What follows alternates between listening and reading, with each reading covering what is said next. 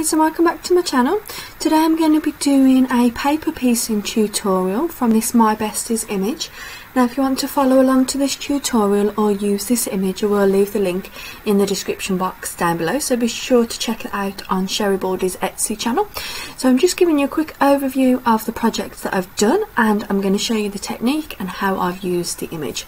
So all you need to do is just print the My Besties image onto your general cardstock, and then you also need to print it again multiple times on patterned paper. You can use card, but it's best to use something in between so it's a little bit easier to fussy cut. So this is an example. I've already obviously used a piece of it to do the image that I've just shown you.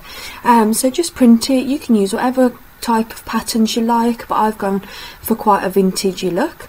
And just print it. I think I had to print it 4 times for this because there's 4 teacups and different elements and things, but if you just wanted to use it for a slightly different My Besties image, you would just need to print it a couple of times. So I'm just sort of working out which teacups I want in which pattern, because obviously there's multiple variations, and then I'm just going ahead and I am fussy cutting it all out.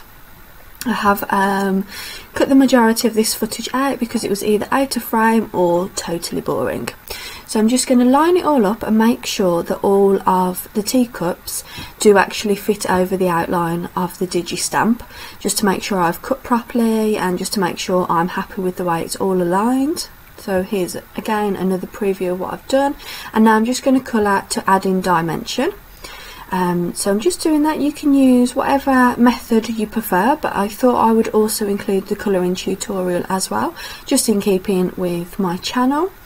And you can, I find it best to do this because it just adds a little bit more dimension, because otherwise it's almost just a flat image printed out on patterned paper. So just to give it that little bit more pop, do just colour it in. You can use pencils, Copic markers, anything you like, but I'm using Faber-Castell pencil crayons. And I'm also using a fine liner just to add detail. This is quite a dark red, but it's showing slightly brown on the camera. So I'm just adding in some detail into her face just to add to the depth. Obviously some nice cheeks. Can never go wrong with some blue eyeliner and red lipstick.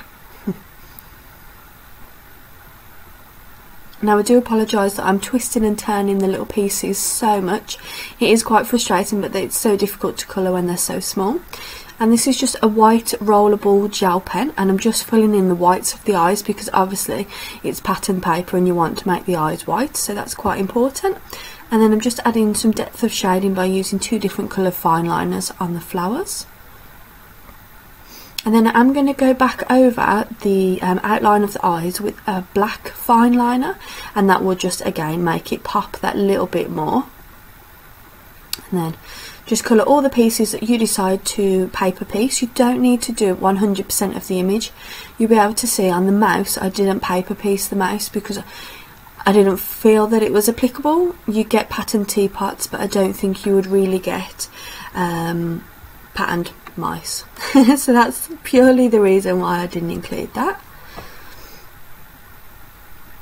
And then what I'm going to do is for when I fussy cut, I like to go around to the edge with a black marker pen, any black pen that you have, and that will just create a black outline again, because you've cut away the majority of that black, and then you just need to like round off the paper, if that makes sense.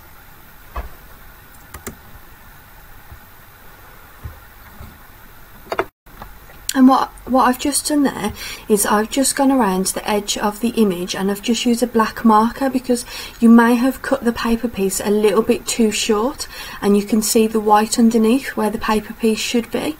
So if you use that black marker just to fill in, again it's just going to fill anywhere that you might have cut short or any little mistakes that you might have made. So if you do make any mistakes or you cut it a little bit too shy, just use your black marker and just to fill in. So for example, the pieces might not fit 100% together, but if you went in that gap with the fine liner, like not the fine liner, the marker like I am here, it will cover up and it will forgive those a little bit more, and it will just make it look like it's all one piece and the black is just the outline. And with this I just use a normal wet PVA glue, and I just put it in a fine tip bottle so it makes it easy for the application.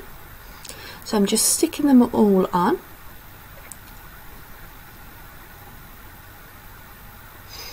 And again, you'll really see the difference here that the black marker makes. It just helps the image to stand out and just to make it look like you haven't paper pieced it together, in my opinion. I do apologise that some of the fussy cutting and marker pen was slightly off camera. I do apologise for that.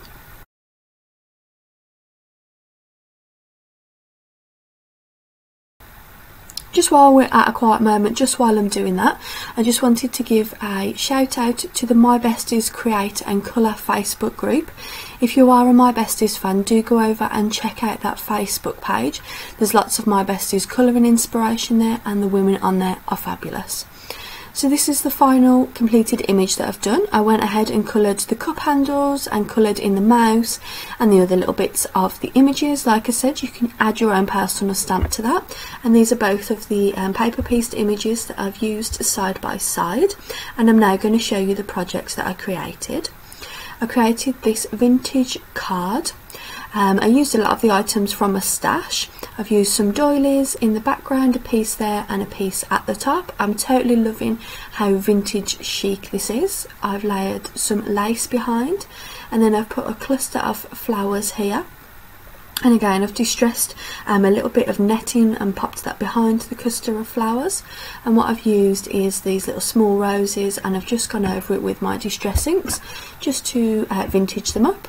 And I've also put a little bit of spray. If you do follow my channel, you'll know that I use this quite often, and I always forget to show the product. So this is what I actually use. I just snip away at it. So Angie, if you're watching, that's what I always use.